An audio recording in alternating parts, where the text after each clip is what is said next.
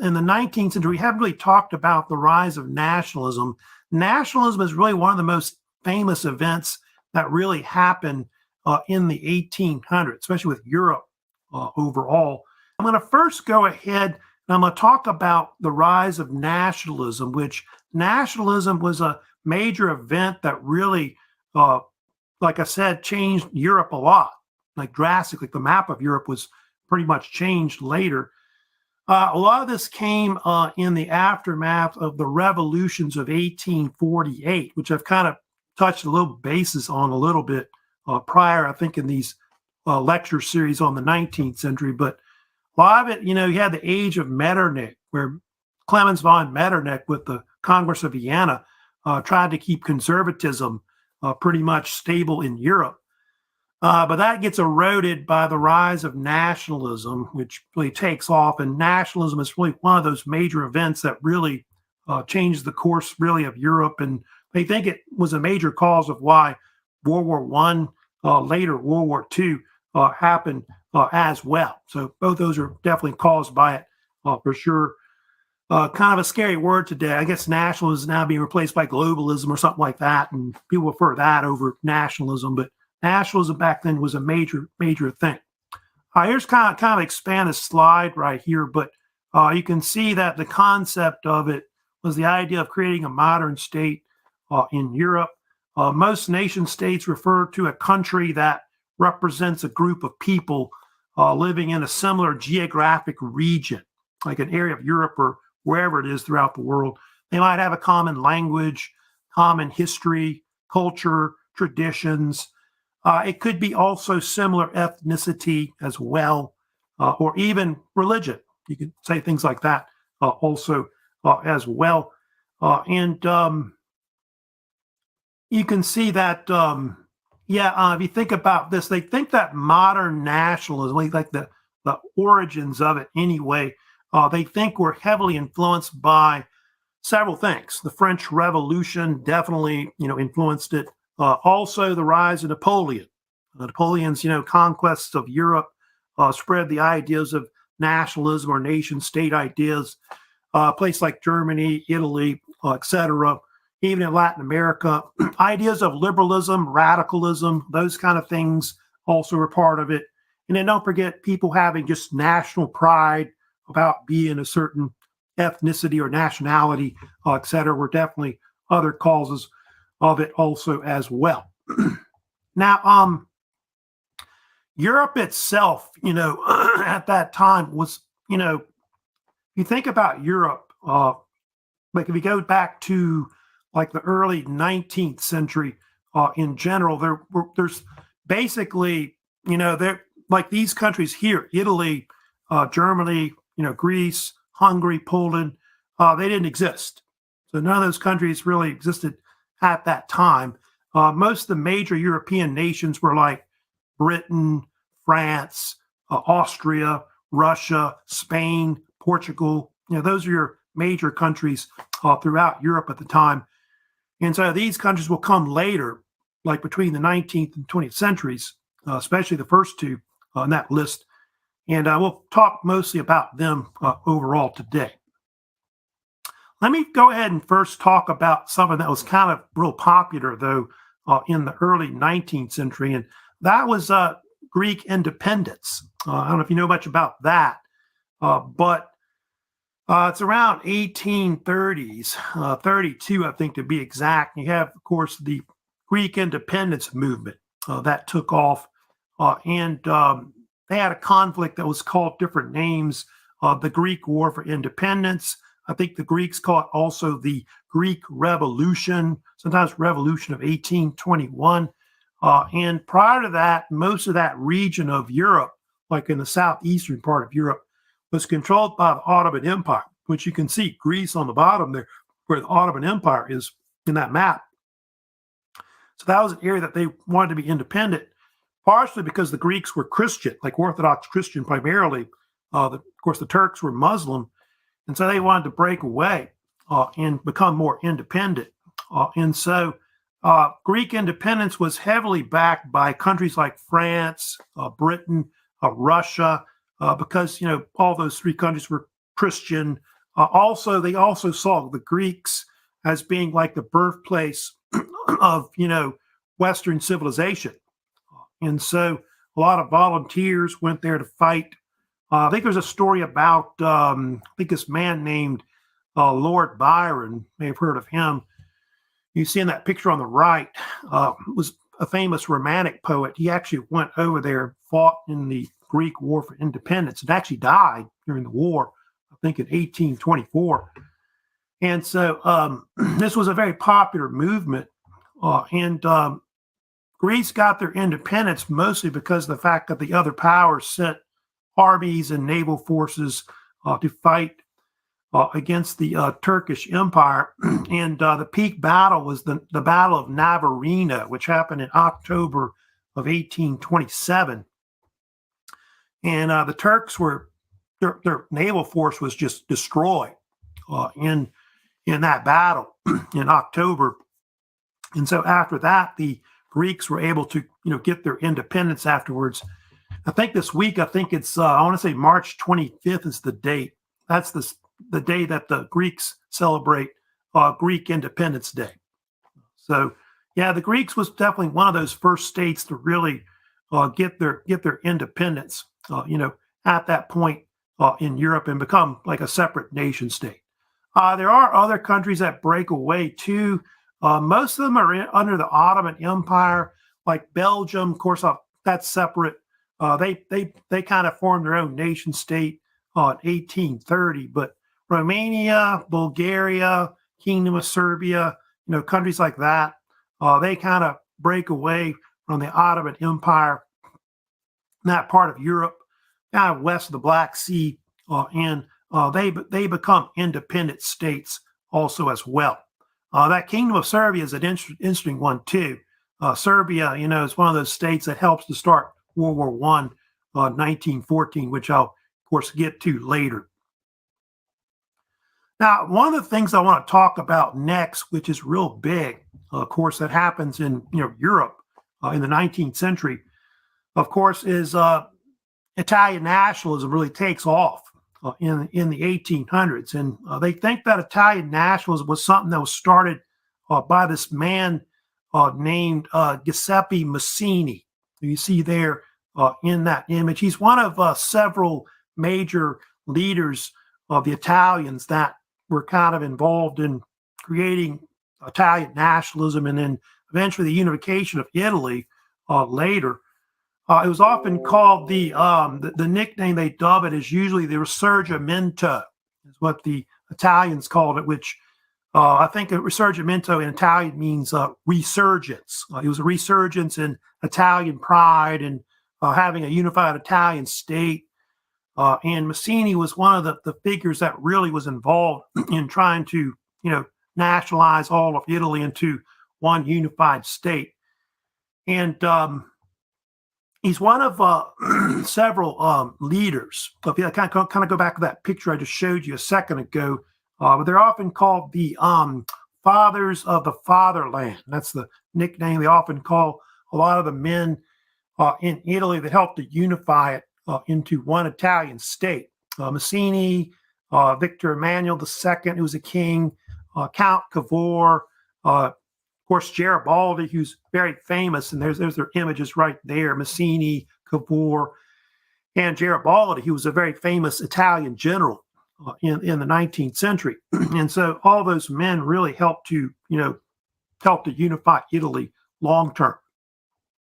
Mazzini formed this secret society in Europe that was called Young Italy. It was founded around 1831. It was mostly comprised of men that were around 40 and younger. And they favored unifying Italy, but as a democratic republic. That was one of the things that they favored. And Mazzini was considered radical for his time. And because of his radical nature and all that, his movement, he was later exiled. That's one thing about it.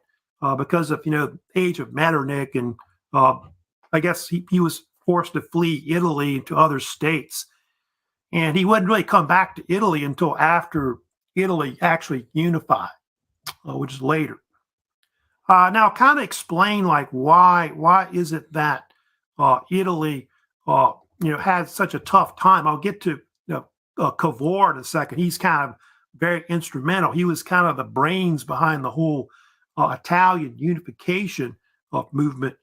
At the time, most of Italy was heavily controlled by two powers primarily. Most of it was controlled by Austria, especially in the northern territories. And the southern part was kind of controlled by the Spanish indirectly through a kingdom and dynasty that was called the Kingdom of the Two Sicilies. And so all this control was basically, in foreign hands. And there was very few states that actually were independent in Italy. However, there was one state I did want to mention that's pretty important with the whole unification of Italy, and that is the Kingdom of Sardinia, which you can kind of see it's at the top left, and it's also the island of Sardinia as well. That was the only actual major independent state that was really in Italy. It kind of went back to the Middle Ages, late Middle Ages, 1324. It's around till 1861, and it has a dynasty that's called the House of Savoy. It's got territory called Savoy that's right above Piedmont in northern Italy. Savoy, I think now is a separate area that's under the French now, but they controlled that area and that purple area in the northern part of Italy. And they also controlled the island of Sardinia, which is right below Corsica. They had a capital. The capital, you can see that where it says Piedmont was a capital called Turin, also called Torino as well. And eventually, by the 1850s, it became a constitutional monarchy. It was ruled by this king named Victor Emmanuel II, who's considered one of the fathers of the fatherland that helped to unify Italy. And it was run with a bicameral parliament. And eventually, in 18, I think, want to say 50s, Count Cavour, you see in that image right there on the left, he would become the first prime minister of Piedmont, Sardinia.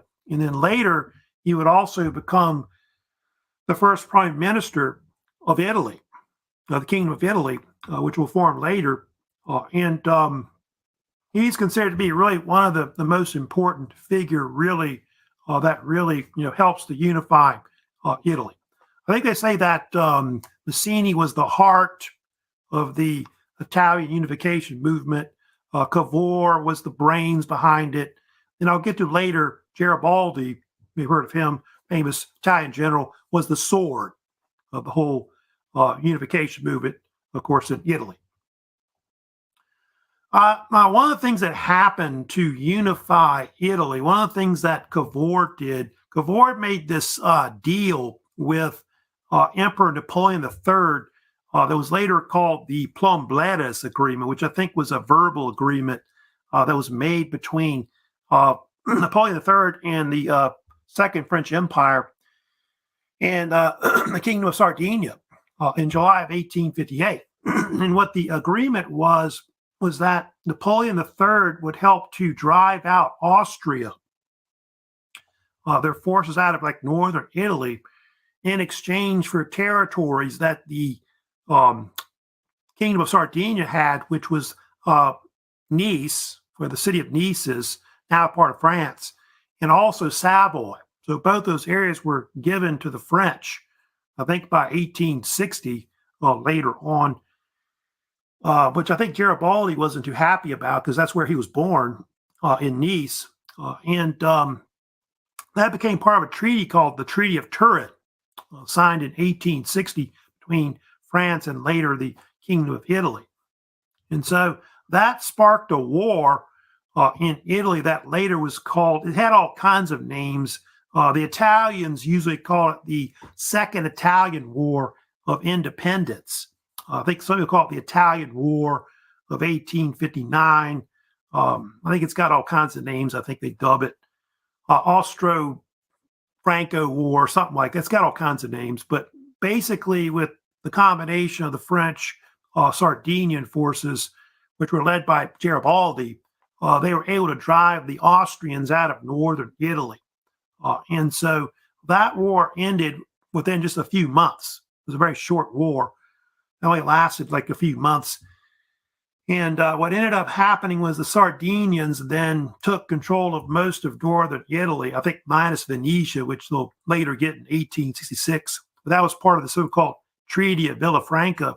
And so that they start combining that territory, kind of where that red line is in the middle of northern Italy in that map. So that area, they start to push the Kingdom of Sardinia down more towards Rome. And at one point, they even moved the capital to Florence from Turin at that point. Now, of course, I was talking about Garibaldi. He, of course, very, very famous figure also in the unification movement. Garibaldi was this Italian general and revolutionary, and he had nicknames. And some people called him the Red One because he would wear these reddish shirts in battle, and his men would wear red shirts as well. And so they were later, his forces were sometimes called the Red Shirts in Italy. He also had other names like the Hero of the Two Worlds because he fought in Europe, but also in a bunch of revolutions in like South America. He was a very wanted general everywhere because he was considered a military genius. I think it was even a case during the American Civil War where Abraham Lincoln tried to get him to come over to America to fight the Confederates. Like that he was going to give him command of the Union armies, but he turned him down and all that. And what Garibaldi's famous for, his forces, the Red Shirts, actually had a nickname. They were called the Expedition of the 1,000 or 1,000, which I think had like 1,100, 1,200 men in his force. And they invaded the southern part of Italy, which I told you was controlled by the Kingdom of the Two Sicilies. And with his forces, they were able to eventually take Sicily first from the south and then push up into Naples towards Rome. And then later, all that territory will eventually be annexed, of course, into the Kingdom of Sardinia. And really that state down there, the Kingdom of Sardinia was really that Kingdom of the Two Sicilies, it was really weak state. They were able to march in there and easily just take it over at that point. Eventually, what happened was Garibaldi eventually met with King Victor Emmanuel II. I think Garibaldi had favored a Republican state. That was the only thing I think that Garibaldi was kind of fighting for, which I think he kind of supported Mazzini's idea of that. But eventually they kind of agreed on a unified state that becomes a Kingdom of Italy, is what occurs. So Kingdom of Italy is born 1861. It'll be, of course, last until 1946. Victor Emmanuel II will be one of two rulers of it. He's got a son later named Victor Emmanuel III, who reigns later. And Cavour, who we talked about, would become the first prime minister of the Kingdom of Italy, but he would only live a few months after he would take power. If you go back to that map I showed you a second ago, I think I've got right here on the right there. They eventually do take Rome. Rome is also added into also Italy as well, which they will do in 1871. And the Pope and the Catholic Church, which had controlled the Papal States area, which went back to like the Middle Ages, going back to the Franks, they lost that area. And so the Pope only has the Vatican City left, like to rule over in Italy. And Rome, of course, will be the capital of pretty much Italy from 1871, of course, to the present. But like I said, the Italians will have a monarchy until 1946 after World War II, and then now of course today it is a republic overall. Now I'm going to get into next. I'm going to discuss also a little bit into get into talking about German unification as well, because that's the other major issue that comes next in Europe, and they think that was the most important thing that really changed Europe drastically. Changes the whole balance of power in Europe is because Germany unifies, of course, in the late 19th century. So German unification began really under Prussia. Prussia was the major power that really caused the unification pretty much of the German state later. This occurs under Wilhelm I, who's later called Kaiser, as you know. And I'll get to it later, but we'll talk mainly about Otto von Bismarck. Bismarck's really the major figure that really is the brains behind really the unification of Germany right here. There, of course, Bismarck right there. Bismarck, of course, a little bit about him. He was a German politician that was really the brains, like I said, behind the German unification. He came from the Junker aristocratic class in Prussia. And eventually he held the position of prime minister of Prussia originally, which I think they called it, I think back in those days, minister president. He was also the main foreign minister of Prussia for a bunch of years overall. Bismarck is very famous for his nickname. He's often, known as the so-called Iron Chancellor. You probably heard that term being used for all about him. And he was called that because of a speech he gave one time that was called the famous Blood and Iron speech, when I think he became prime minister of Prussia at the time. And Bismarck stressed the need for military preparedness to solve what they call the German question. The German question was this idea of what was the best way to achieve, unification of the German people, like throughout Europe. And he felt like the best way to really do that was to drive the Austrians out of the German Confederation, which controlled that part of Central Europe at the time, and then unify all the other German states in what he called the Greater Germany, of course. So they're going to try to drive the Austrians out, basically. And he had a famous speech he gave, like I told you, called the Blood and Iron speech. He said famously that the great questions of our day cannot be solved by speeches and majority votes. That was the great mistake of 1848 and 49, but by blood and iron. He's talking about the revolutions of 1848 and all that. And so Bismarck is going to be the one that's going to eventually unify the state. He's really the brains behind it. And I'll kind of talk about some major events that really lead to German unification in the late 19th century. So that's Wilhelm I, who was the Hohenzollern ruler of Prussia at the time. You can see that most of Prussia was in the northern part of Germany today, and also part of East Prussia. That's now part of Poland now. You see, those are all the major areas that they controlled. And then the southern areas are going to eventually unite with it as well to create this German empire that'll, of course, form later. Now, I'll kind of talk about some major events that really led to it. They believe that one of the first things that really helped to unify Germany together was a famous war, which has all kinds of nicknames. Austro-Prussian War, I think it's one common name. They often called it. And it also, they have also other names. They call it the German War in Germany, of course, was another name they called it. And then some people call it the 7 Weeks War because it only lasted 7 weeks in about June, July of 1866. And there was a cause of this war. Apparently, there was a conflict between Prussia and Austria over what they call Schleswig-Holstein, which is an area, by the way, that's kind of part of like Germany, I think part of Denmark now in the northern part of Germany.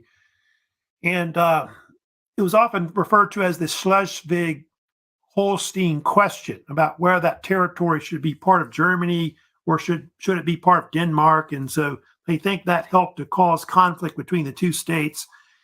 And then war broke out, of course, in the summer of 1866.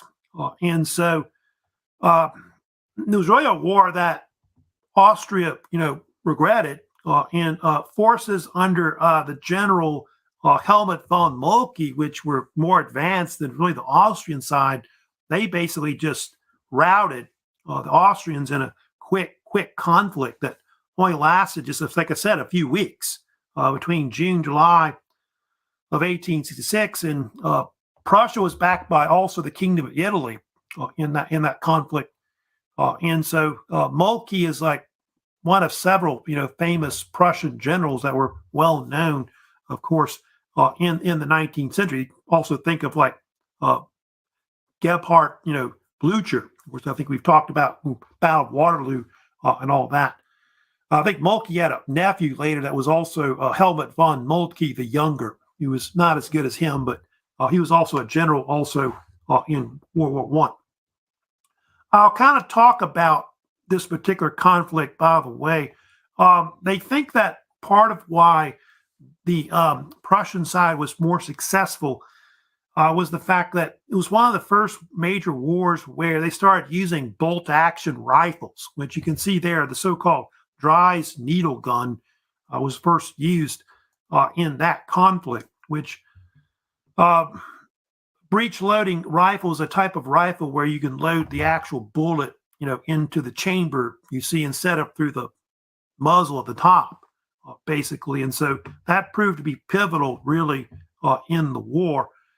And that picture I was showing you earlier, that was from the Battle of Königgrätz, which was fought, they think, in Bohemia in July of 1866. That was considered really the most pivotal battle, really, of the 7 Weeks' War. And they do think that the bolt-action rifle did play kind of a major role in it, because the Prussian side had 220,000 troops, and the Austrian side had 250,000 troops. They actually outnumbered the Prussian side, but the bolt-action rifle proved to be obviously, because they could shoot faster, with a bolt-action rifle more than a muzzle-loading type rifle, and so Austria suffered like 44,000 casualties, which most of that was like troops that were captured. By the way, the Prussians only had like 9,000 casualties, to kind of give you an idea about that battle. So that battle was kind of important, Königgrätz, in really leading to eventually, Germany unifying. And so one of the things that happens after that war ends is that Germany then unifies in the north. You get this new state that kind of forms, which is called the Northern. It's got different names: Northern German Confederation, or also the other name they call it is the North German Confederation, which really helps to alter the balance of power in Europe, because you got this now new unified Germany that's starting to come about at this point. And it is around from about 1867 to about 1871, roughly. And this actual new German state is going to be the prototype to the Federal Republic of Germany, which will form later, of course, in the 20th century. And so you'll start to see Germany starting to unify at that point.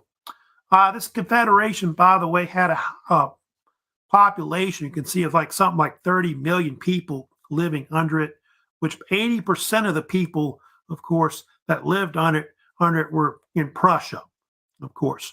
3/4 of that area will be, of course, part of the so-called German Empire that they'll have later. I think some of my ancestors that lived in Prussia were living in the western part of it, which would be kind of far left part of the map, called the Rhineland. It's like around the Rhine rivers where a bunch of my relatives came from on my father's side anyway.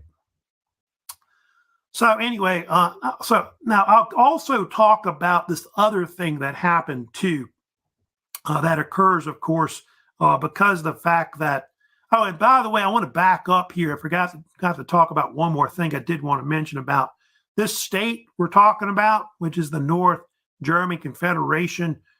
It is a constitutional monarchy. That's something that you do see pretty much that's created, because Germany's going more towards a constitutional monarchy. King Wilhelm, of course, becomes its ruler of it, of course, as the monarch that reigns over the state. Then Bismarck will become the chancellor of it, which we'll use that term later for also Germany, when he's the chancellor of Germany as well. They do have an elected parliament, which is called the Reichstag, which is direct representation, of course. They do have the Bundestag as well, which was more of a council type assembly, which was more people appointed to it, which is later. But the Reichstag was the main parliament where you could get elected to it throughout the state. And it's later under also the Weimar Republic in the early 20th century as well. Now, yeah, I did want to talk about also what happened to, because of Austria losing that war, they do have this thing called the Austro-Hungarian compromise that occurs in 1867, which occurs between Austria and Hungary, which really the only two states that really had any power in the Austro-Hungarian Empire. It was caused by discontent with Hungary. Hungary had, by the way, revolted back in 1848. They had this thing called the Hungarian Revolution of 1848. And I think the Austrians had practically ruled over it like a dictatorship afterwards, but they wanted more rights afterwards. And so they get this compromise between the two states that form. And you can see all the territories of what becomes Austria-Hungary, of course, later by going into the early 20th century. And the House of Habsburg basically would recognize there's these two main states. You got the Austrian Empire, and then you got the Kingdom of Hungary, and they basically rule with one single monarch that would reign over both of them.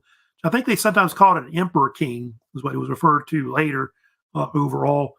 So the Habsburg ruler would be Habsburg reign, Emperor of Austria, and then also the King of Hungary as well. The weird thing about these two states is that they had separate parliaments.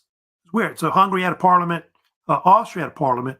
They even had separate prime ministers. There would be a prime minister of Hungary, prime minister of Austria as well.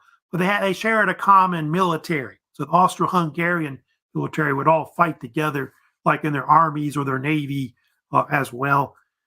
And the main ruler of this state, which we've talked about before, will later be Emperor Franz Joseph I, who was one of the longest reigning rulers of the Habsburgs, especially Habsburg reign dynasty anyway. And he'll reign from 1867 to 1916. He's the monarch when World War I, of course, will break out. But it's kind of like a constitutional monarchy also as well. But people in Europe will later call it Austria-Hungary or the Austro-Hungarian Empire.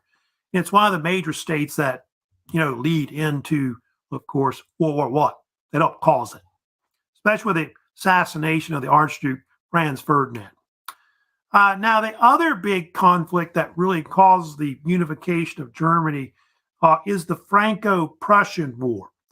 This conflict was a major conflict in Europe in the late 19th century that occurred between the North German Confederation, of course, and the Second French Empire of Napoleon III. And so these two would go to war. Not too many other powers back either side, of course, in this war. I'll kind of explain like some causes of why the war broke out.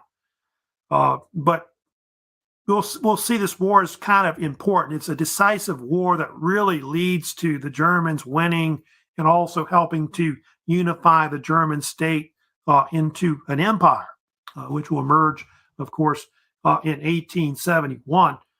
And it's kind of weird about this war. This war was actually a conflict that they think was caused by actually neither side. It was caused by apparently an incident that happened in Spain.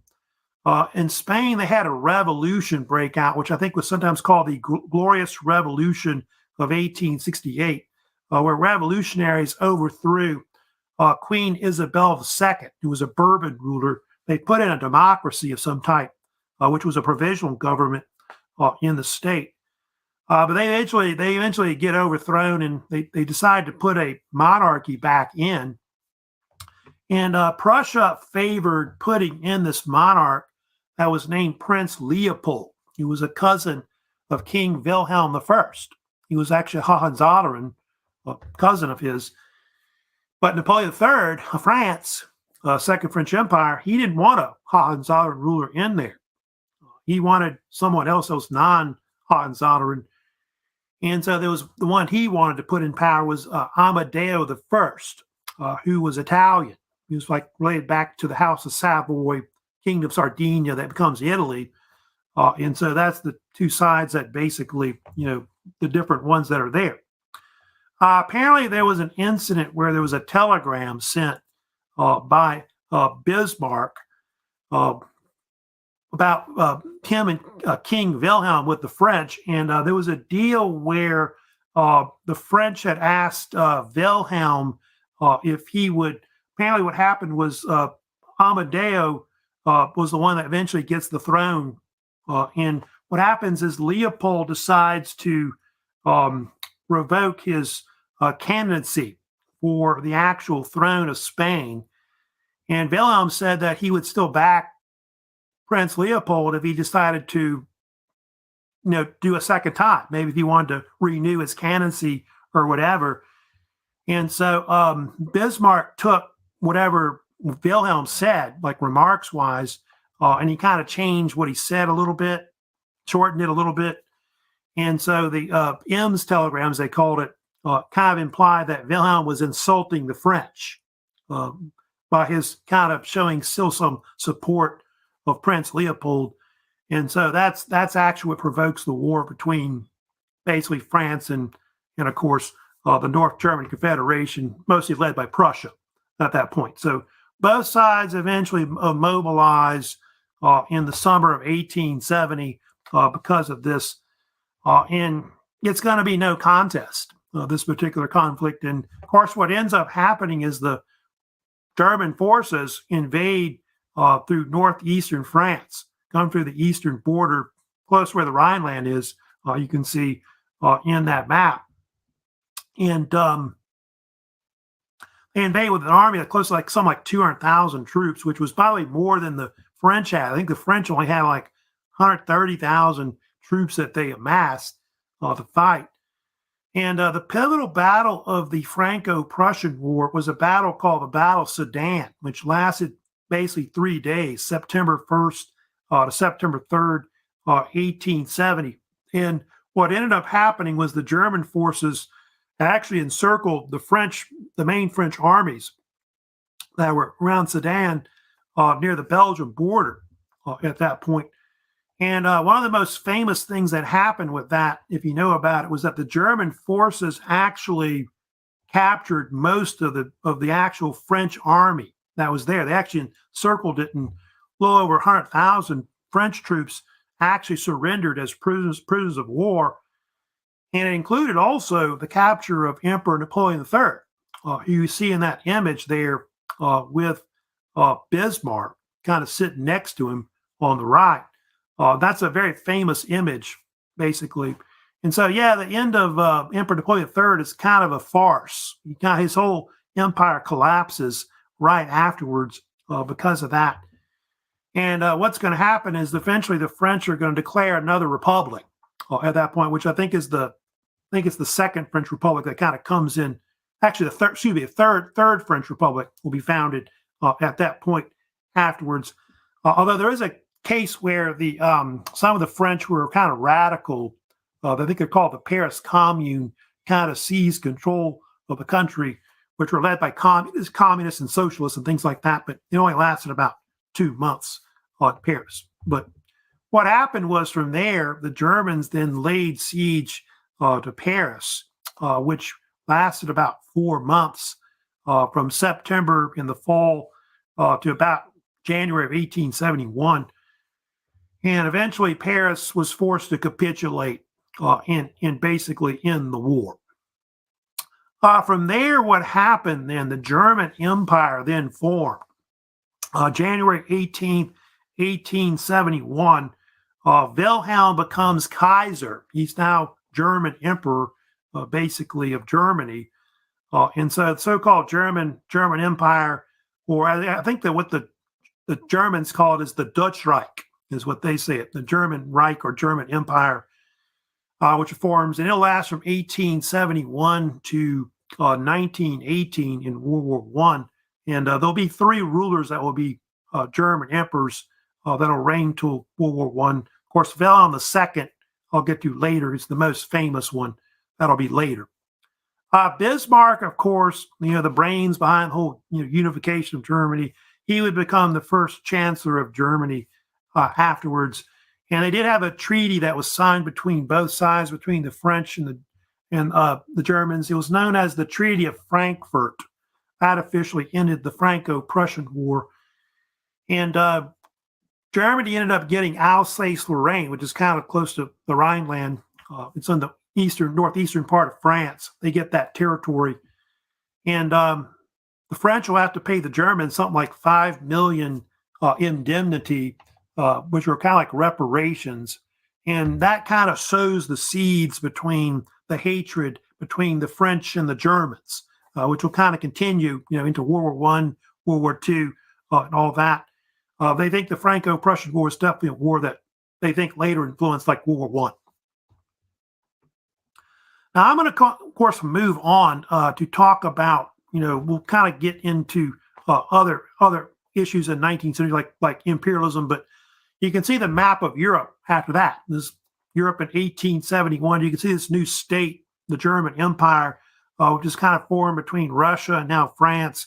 And so that's going to help to cause an imbalance of power in Europe. Germany is now going to be a rival state to other powers like France, the British Empire, the Russian Empire. And so that's going to help to later cause, World War